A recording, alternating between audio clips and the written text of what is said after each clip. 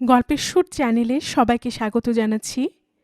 আমি রোমানা নূপুর এখন আপনাদের পড়ে শোনাব সমরেশ মজুমদারের লেখা একটি ছোট গল্প, করাত। ১২০০ টাকা দিয়ে একটি টেপ রেকর্ডার কেনার ক্ষমতা আর যার থাকে থাকুক, সুবলের ছিল না। তবু কোঅপারেটিভ থেকে ধার নিয়ে সে যন্ত্রটা কিনে ফেলল। প্রথম দিন যখন ওটা তার নজরে আসে, তখনই বুকের ভেতর উত্তেজনা শুরু হয়েছে। কেমন নিটোল, মোলায়েম দেখতে, জাপানে তৈরি। শব্দ শুনলে মনে হয় কেউ যেন বুকের মধ্যে বসে কথা বলছে। একটা রাত খুব অস্বস্তিতে কেটেছে তার। যার জিনিস সেই কান্তিদা বলেছিল, এসব স্মাগলড জিনিস বাজারে ২০০০-এও পাবে না। হঠাৎই আমার হাতে এসে গিয়েছে, ভালো খদ্দের পেলে বিক্রি করে দেব।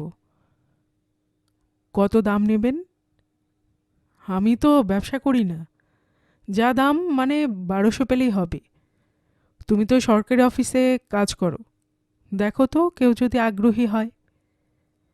কান্তিদা বলেছিল। রাত্রে খাটে শুয়ে এপাশ ওপাশ করল সুবল। তার ঘরের মাপ ৮ ফুট বাই ১০ ফুট, খাট ৪ বাই ৭, জানলা একটা, মাথার উপর পাখা ৩৬ ইঞ্চির। এছাড়া একটি আলমারি আছে, যার পাল্লা দুটো খোলার সময় খাটে লাগবো হয়। এছাড়া আছে একটি ৩ বছরের পুত্র এবং ২৫ বছরের স্ত্রী। সুবলের বয়স ৩০। সরকারি অফিসে সুবলের অবশ্য কিছু উপরি আয় আছে। ৬০০ টাকা বেতনের পর সেগুলো যোগ করলে আরও শখানেক তো বটেই। তবে সেটা সাহেবের চরিত্র অনুযায়ী কমে বাড়ে। এখনকার সাহেব খুব কড়া, পার্টিদের কাছ থেকে ঘুষ খান না। ফলে বাজার মন্দা যাচ্ছে সুবলের। সেকশনের বাবুরাও অখুশি। এই অবস্থায় ১২০০ টাকা খরচ করার কোনো উপায় ছিল না। সারা রাত ছটফট করল সুবল। অমন মোলায়েম টেপ রেকর্ডার, কি শব্দ! লতার একটা ক্যাসেট চালিয়েছিল কান্তিদা, যেন কোকিল ডাকছিল। খাটের নিচে বাচ্চা নিয়ে শুয়েছিল মালতী। তাকে উসখুস করতে দেখে বলল, কি হলো, আবার শরীর খারাপ? তোমাকে কে ডেকেছে? তা তো বলবেই, আছে ডাইনি বুঝি নজর দিয়েছিল? বাজে বকো না। হ্যাঁ, এ কথা তো সহ্য হবেই না। নতুন বাড়ির কি হলো? চাইলে বাড়ি পাওয়া যায়? আমি ওসব জানি না। ১ মাসের মধ্যে যদি বাড়ি না বদলাও, তাহলে আমি বাপের বাড়ি চলে যাব বলে দিলাম। যাবে যাও, আমি কি করব? তাই তো, আমি বাপের বাড়ি গেলে তোমার পোয়া বাড়ো, ওই ডাইনির সঙ্গে লীলা করতে আর বাধা থাকবে না। ও ভগবান, আমি যে কি করি! আহ, অত জোরে চেঁচিও না, রাত দুপুরে পাড়ার লোকের ঘুম ভাঙাবে। বেশ করেছি।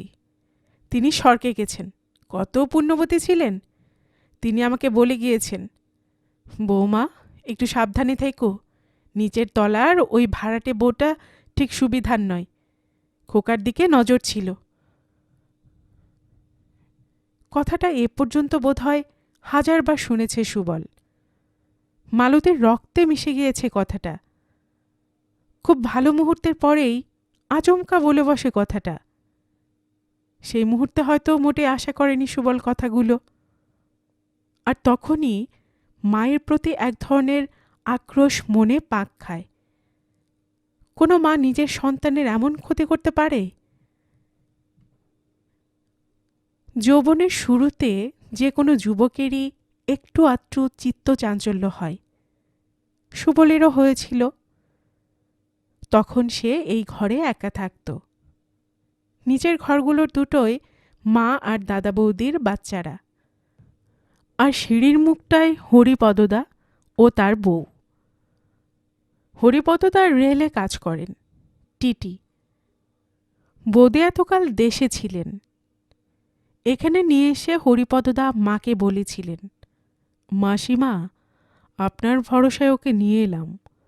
আমার তো ঘোরাঘুরি চাকরি, ওকে একটু দেখবেন, একা থাকবে। মা বলেছিলেন, নিশ্চয় নিশ্চয়ই, একই ছাদের তলায় ভাড়াটে, দেখব না? বা, বেশ সুন্দর বউ তো, কোলে একটা বাচ্চা না এলে মানায়? প্রথম দর্শনেই চিত্তচাঞ্চল্য হয়েছিল। মনে হয়েছিল হরিপদদার সঙ্গে মানায় না। যেমন লম্বা তেমন ফিগার, কি চুল মাথায়! বাচ্চা হয়নি বলে শরীর অমন নিটোল। দু একদিনের মধ্যেই চোরা চাহনি, টেপা হাসি শুরু হলো। সেই সব হাসি দেখে ঘরে ঢুকে সুবলের মনে হতো সে মরে যাবে। রক্তে যেন কুলুকুলু শব্দ বাজত। সুবলের ঘরের সামনে দিয়ে সবাইকে ছাদে কাপড় মেলতে যেতে হয়। ভেজা কাপড়ে নতুন বৌদি যখন সেখানে যেত, তখন পায়ের ডিমটা আচমকা সুবলের চোখ লেপটে দিত।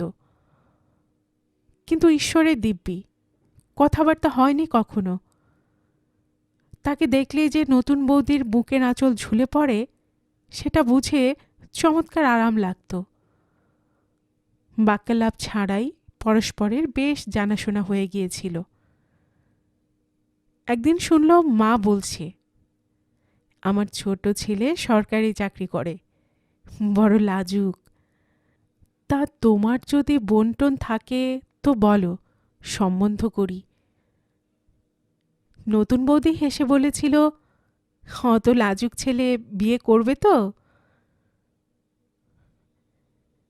গোলমালটা পাকালেন হরিপদদাই।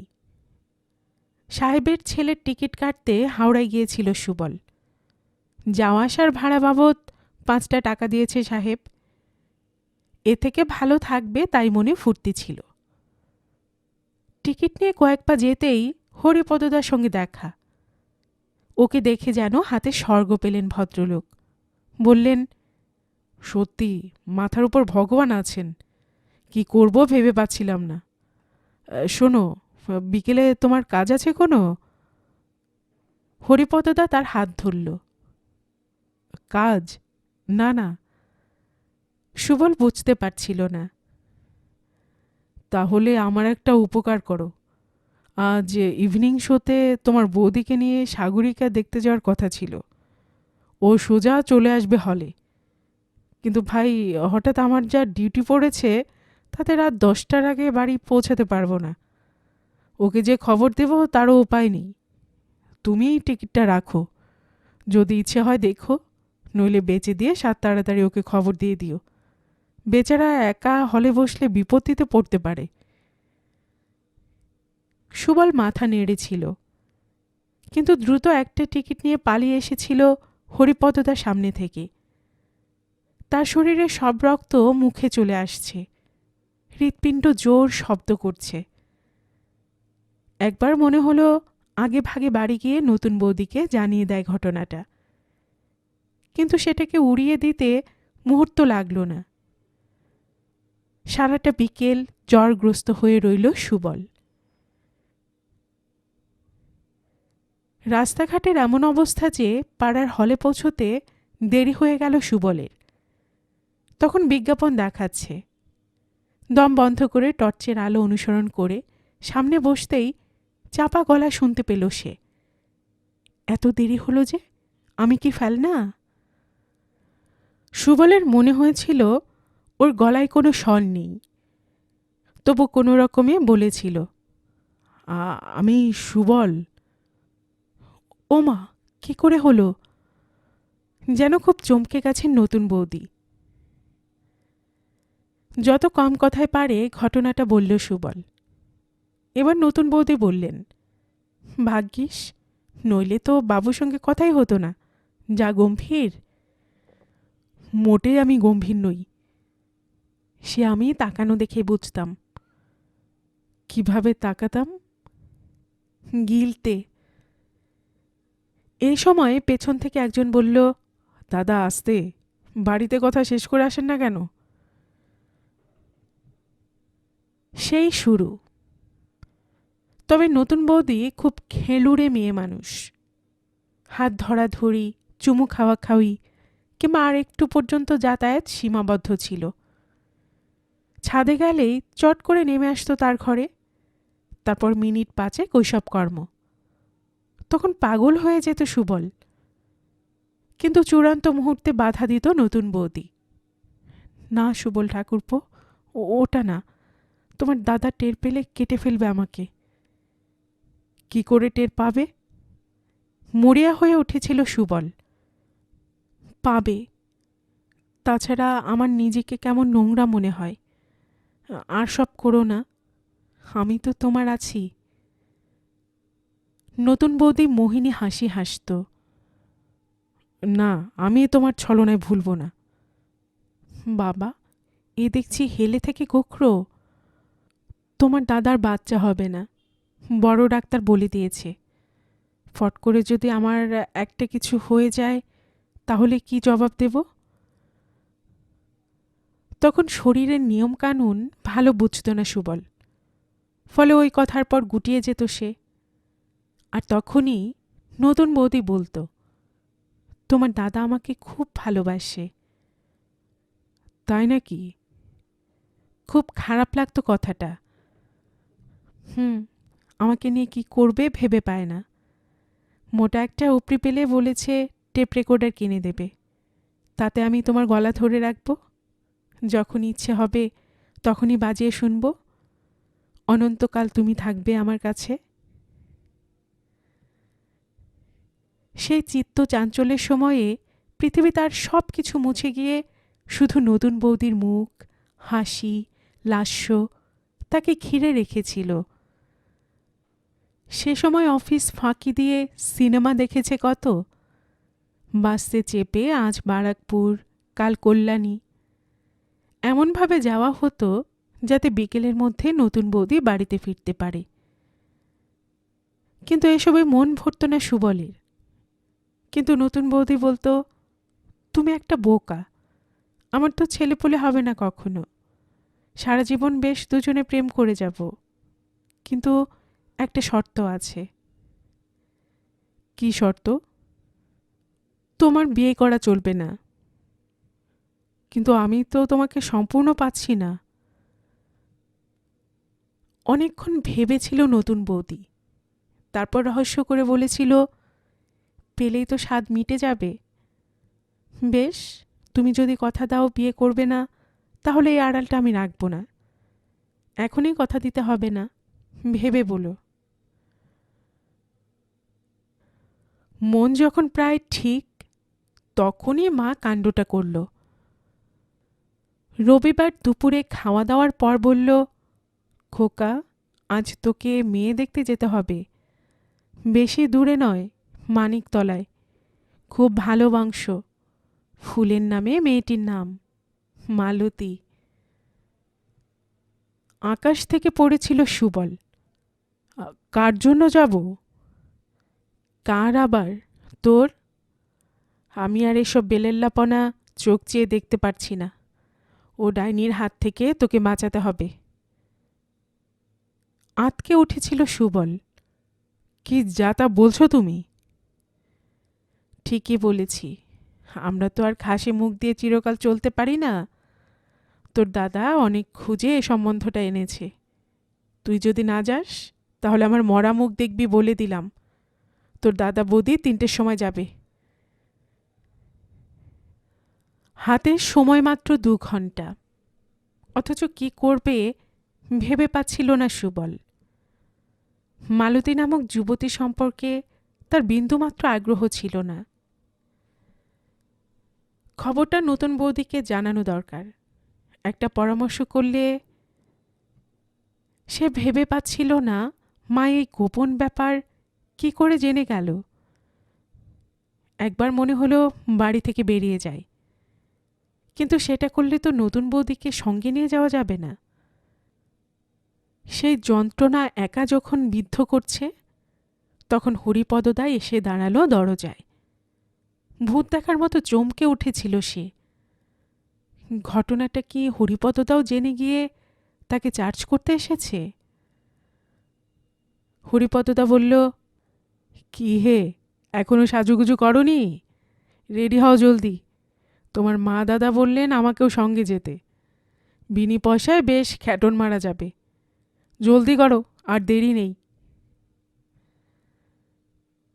মেয়ে দেখা মানেই বিয়ে হয়ে যাওয়া নয়, নিজেকে বোঝালো সুবল। যখন বের হলো তখন ধারে কাছে নতুন বৌদি নেই।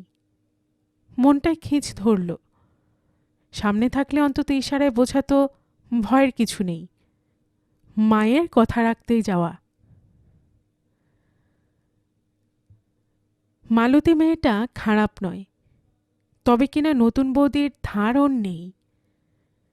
হরিপদদা বললেন, বউ যদি আনতে হয় তো এরকম মেয়ে উপযুক্ত, শিখিয়ে পড়িয়ে নিজের মতো করে নিতে পারবে। ধেড়ে মেয়ে আনলে তার মুখে লাগাম বাঁধার সুযোগ পাবে না হে সারা জীবন। আর ভাগ্যটা এমন, সেই রাত্রে কিনা হরিপদদার শালার অসুস্থতার খবর এলো। পরদিন বাড়ি ফাঁকা।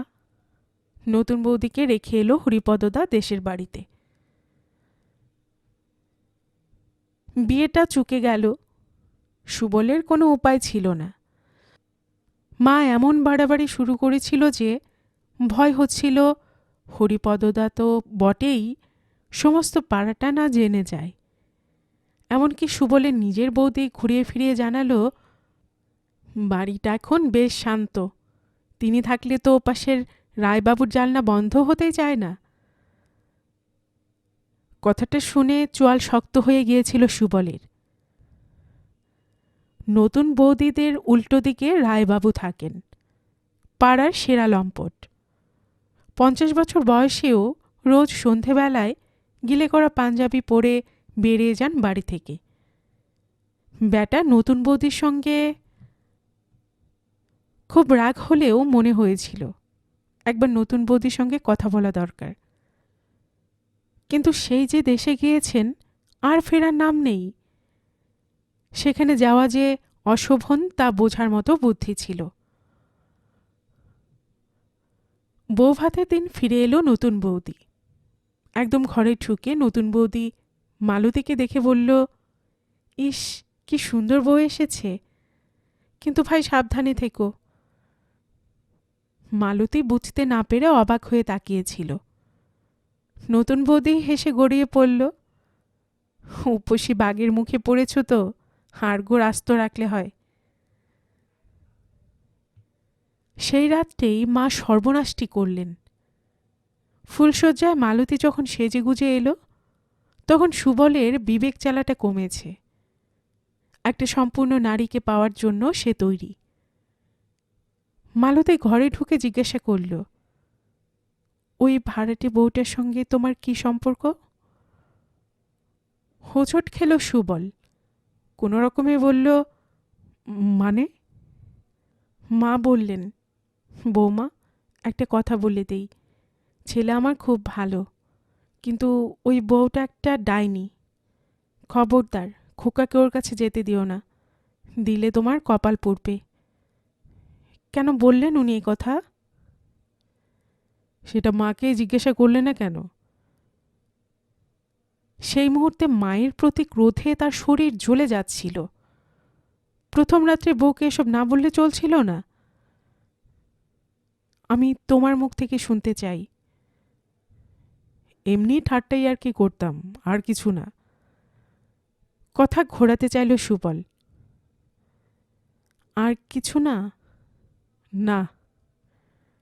তাহলে তুমি ওর সঙ্গে কোনোদিন কথা না বলে থাকতে পারবে? কেন পারবো না? সেই মুহূর্তে সুবল প্রসঙ্গটা শেষ করতে চাইছিল। বেশ, কথাটা মনে রেখো। মালতীর শরীরে তেমন কোনো আকর্ষণ নেই। একবার বর্ধমান গিয়েছিল সুবল। নতুন জায়গার আকর্ষণ ফুরিয়ে যেতে একবেলাও লাগেনি। আর একবার দিল্লিতে গিয়েছিল বেড়াতে, 7 দিনেও আকর্ষণ শেষ হয়নি। এ যেন সেরকমই ব্যাপার। কিন্তু তারপর থেকে যে ব্যাপারটা শুরু হয়েছে সেটাই মারাত্মক।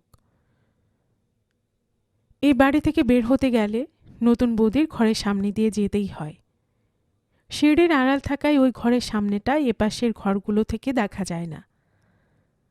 ফুলশয্যার পরদিন যখন সুবল নিচে নামছে, তখনই নতুন বৌদিকে দেখতে পেল। ঘরের সামনে দাঁড়িয়ে আছে খোলা চুলে, চোখ জ্বলছে, মুখ নিচু করে পাশ কাটিয়ে বেরিয়ে যাচ্ছিল সুবল। চাপা গলায় ডাক এলো, দাঁড়াও। মুহূর্তে পা থেমে গেল। খুব মজার উঠলে কাল রাত্রে, না? জবাব দিতে পারেনি সুবল। তাড়াতাড়ি আড়াল ছেড়ে বেরিয়ে এসেছিল। তারপর ওখান দিয়ে যেতে গেলেই শোনে, কবে বিয়োবে বউ?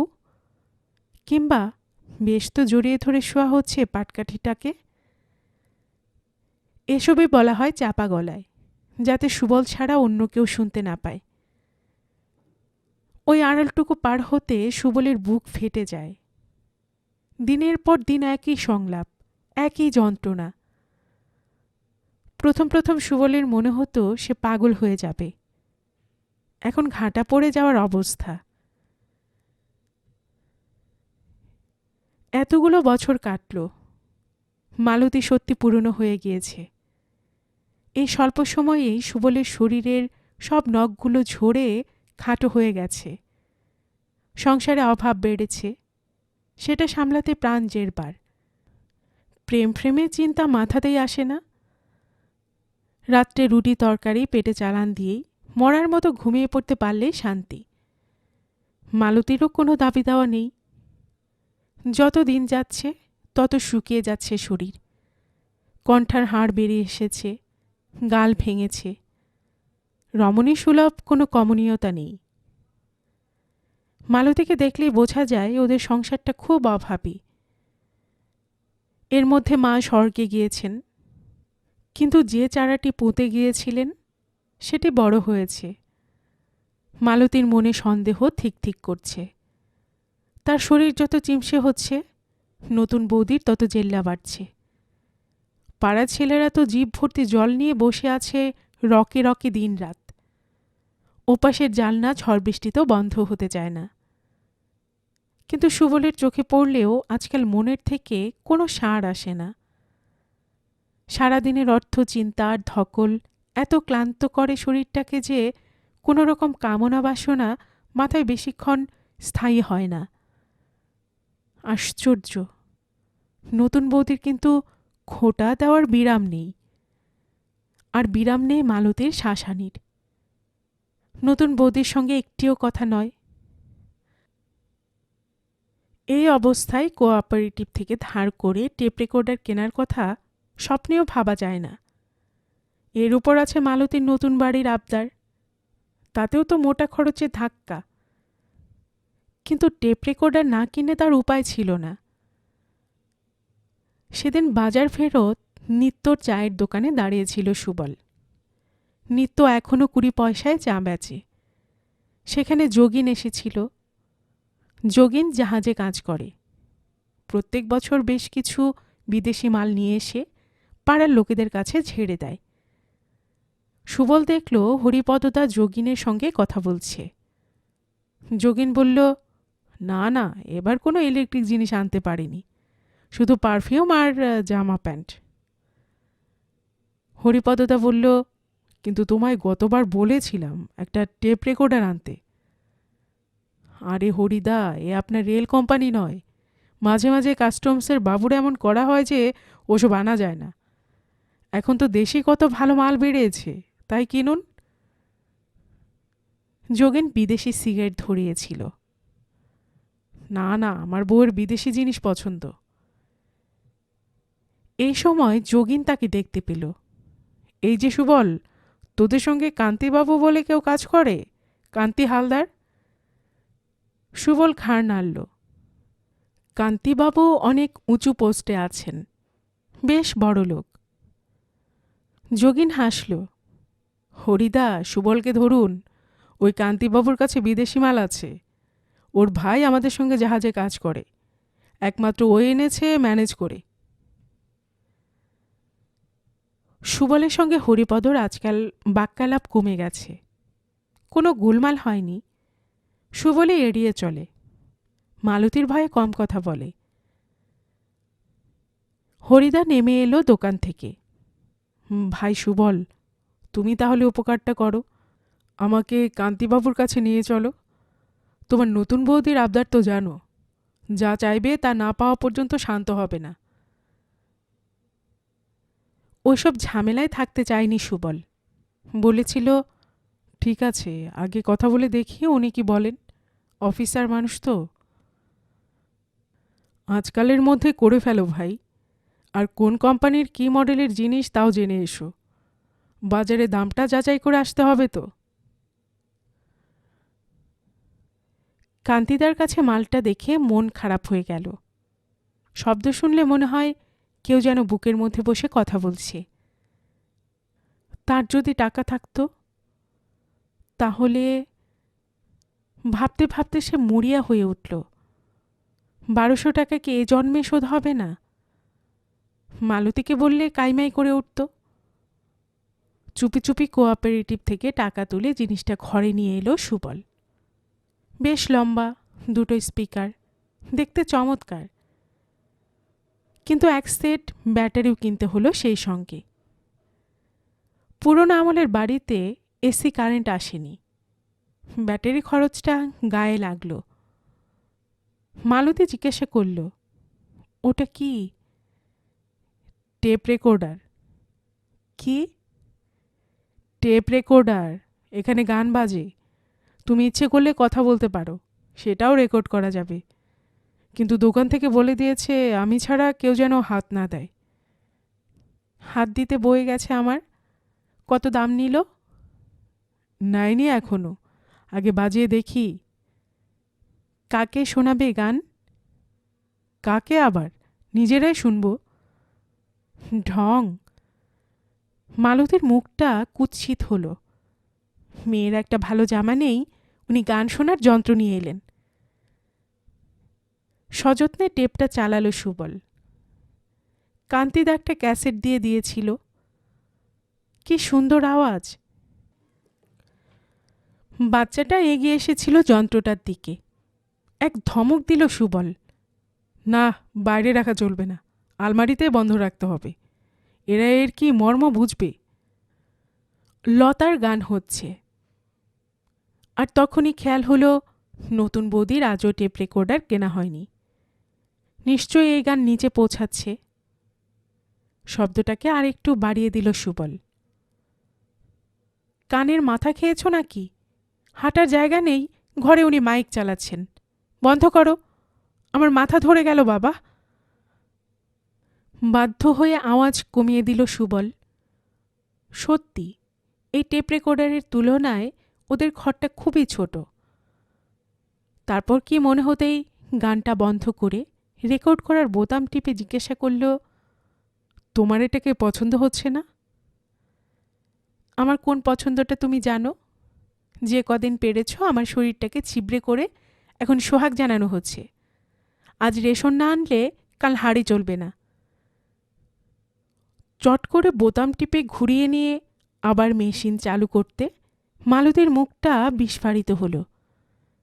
নিজের গলা নিজের কানে যেতেই এক হাত জিভ বের করল সে। হে মা, এসব হয় নাকি? এখন থেকে সাবধানে কথা বলবে, নইলে রেকর্ড করে 5 জনকে শোনাবো। খবরটা চাপা থাকল না। হরিপদদা পরদিনই তাকে ধরলেন। এনেছ? কত দাম পড়ল? 1500। 1500? কেমন দেখতে? ভালো, তবে বিক্রি করব না। সে কি, তুমি আমার জন্যই তো এনেছ? না, বিক্রি করব না। সুবল ভাই, কাল থেকেও আমার মাথা খেয়ে ফেলছে। তুমি না হয় আর একটা কিনে নিও, এটা আমাকে দিয়ে দাও। আমার সংসারে শান্তি থাকবে না। আমি পারবো না। বেশ, আমি তোমাকে 1600 দিচ্ছি, 100 তোমার লাভ থাকলো।